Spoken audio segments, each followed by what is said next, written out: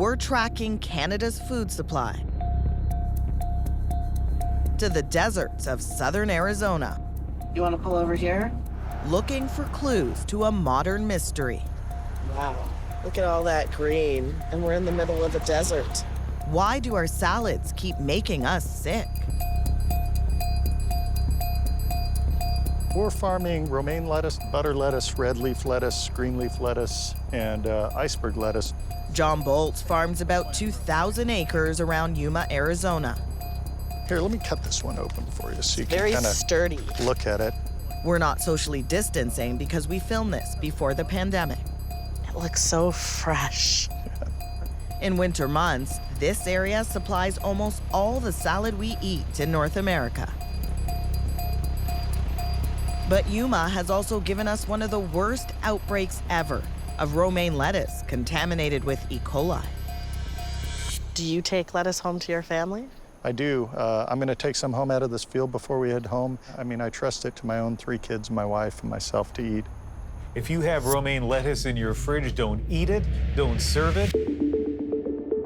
A new case of E. coli. E. coli. E. coli. E. coli. At least 5 outbreaks in 3 years involving romaine from the US and a strain of E. coli known as 0157H7. Hundreds have been poisoned. At least 7 have died from eating something that's supposed to be good for us. What's going on to cause all these outbreaks?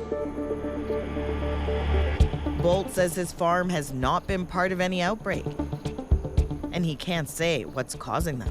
They are a little bit of a mystery in that we don't seem to be able to get back and resolve them all the time. It's a similar story next door in California, where lettuce production moves from spring to fall, and from where contaminated romaine has made many people sick. He still has that birthmark. It's a boy. One of the most heartbreaking cases. A small boy in Richmond, British Columbia, Lucas Parker. Just a little bit more.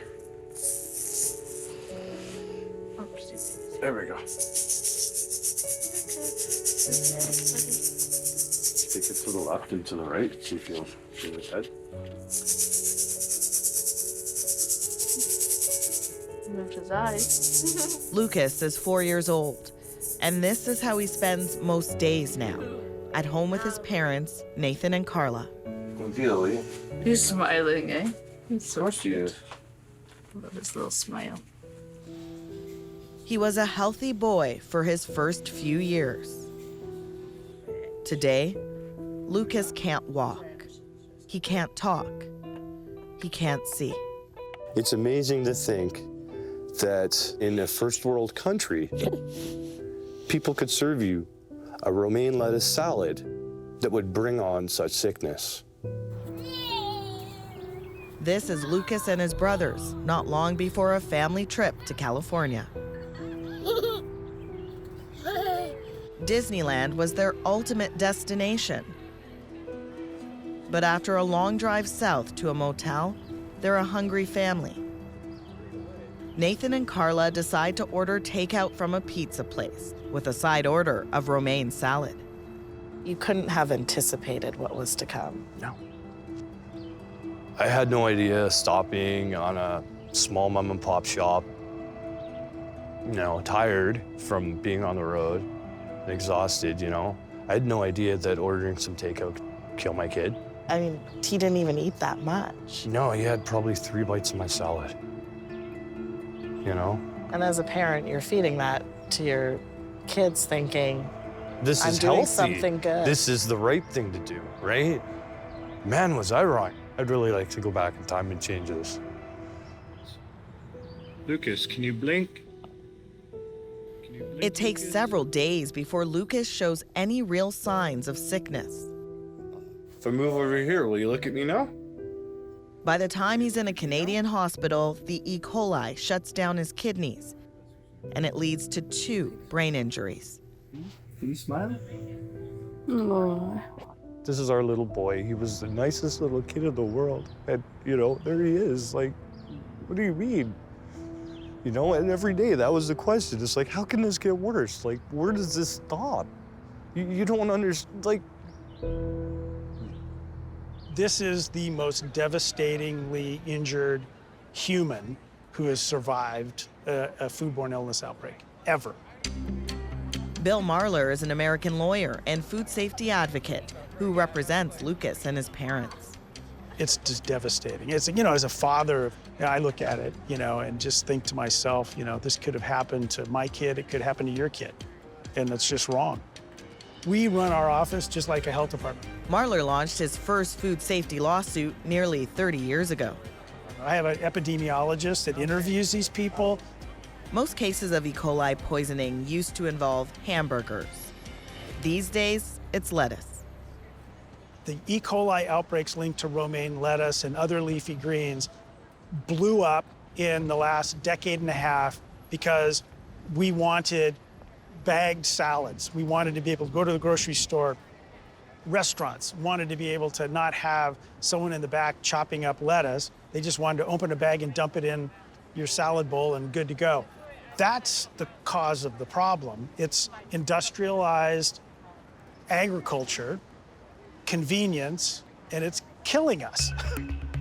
Yuma, for instance, is surrounded by big factories where trucks take fresh-cut vegetables for cooling. We are trying to get the freshest, safest, highest quality product. And where lettuce is washed, chopped, and bagged, like in these corporate videos from some of the big players. Everything is designed to produce the highest quality product possible. Before the pandemic, we asked several companies to let us inside to see for ourselves. They say no. Instead, researchers at Michigan State University share a study with us, showing how germs can spread during food processing. They take 2,000 pounds of iceberg lettuce and throw in 20 pounds of radicchio, contaminated with E. coli. This way we could visually see the product that was contaminated. They send it through a processing line that mimics how bagged salad is created. At the end, they find the contaminated radicchio in every single bag. 1,000 trucks leave Yuma every day, carrying veggies all over North America, spreading any problems that might be inside.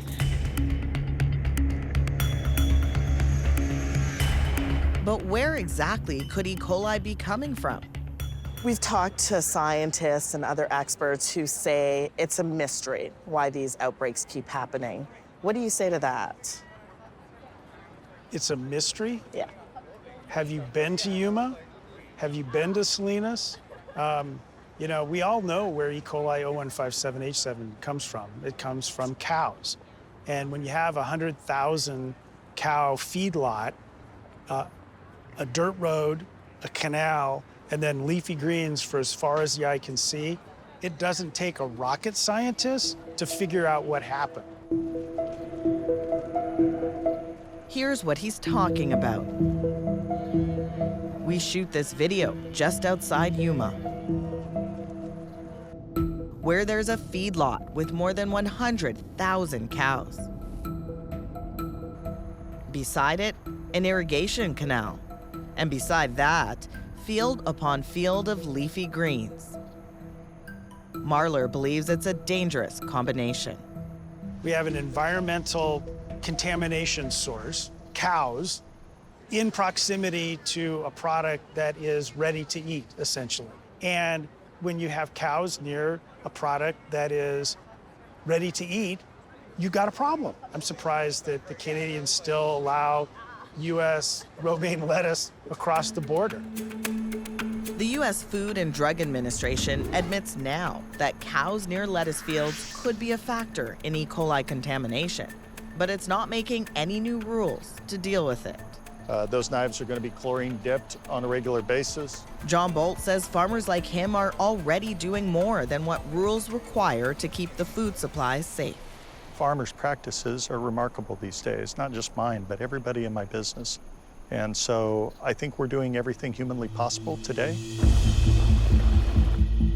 That includes independent testing of the irrigation water surrounding his fields and making sure that water never touches the edible parts of his crops.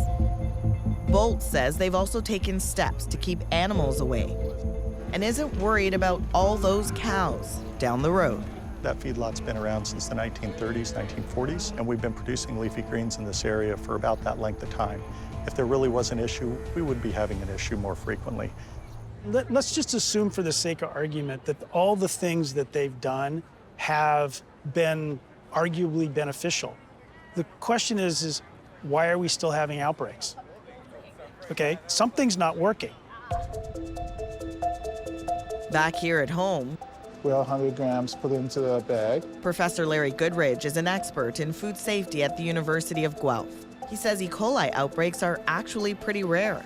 You know, we're focusing on 5 outbreaks since 2017 of romaine lettuce, but it's important to understand that in that period, people have consumed a large amount of romaine lettuce, and many people have done that without becoming ill. But his research also shows the less food processing, the better. The more a food is handled, the more contamination can occur. Does that mean eating head lettuce is safer than bagged? I think that to reduce the risk of developing a foodborne illness, one of the things that consumers can do is to purchase whole heads of lettuce, remove the leaves themselves, and prepare salad that way. Getting suited up here. But even if you do stick with head lettuce, don't think you can wash your worries away if there's a recall. We're going to put some fluorescent powder onto the lettuce. Professor Goodridge uses a glow-in-the-dark powder to demonstrate how hard it is to get rid of germs. So I'm washing this lettuce like I'd be washing it at home. Some of it has been washed away, and the rest has been spread over the surface of the leaf. Canada's Food Inspection Agency took steps to improve safety last fall. Importers had to show their lettuce was either free of E. coli or did not come from California's Salinas Valley. But those measures never targeted lettuce from Yuma and have since expired. The CFIA says it will reassess its rules later this year. A safe food supply failed the Parker family. Yes, it's lunchtime, buddy. For Lucas, his meals are now liquefied and ingested through a tube in his stomach. Make sure it's twisted on there. People say to eat healthy, and then, like, this is what happens, you know, and I don't understand it.